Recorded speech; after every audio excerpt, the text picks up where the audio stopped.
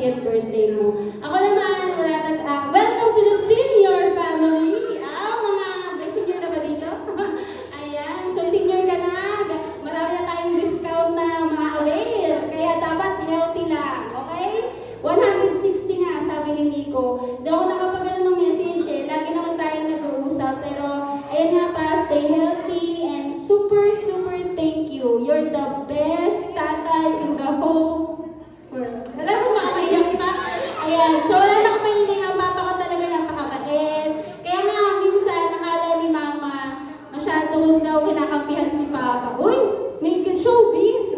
And then, lagi ko daw yun kasi sobrang bait ng papa ko, sobrang buting tao, napakabait na anak, na kapatid, na lolo. So, wala ka na talagang mahihilay yung literal. Ngayon, na 60 siya, hindi niya talaga naisip na mag-retire. Gusto niya pang magtrabaho.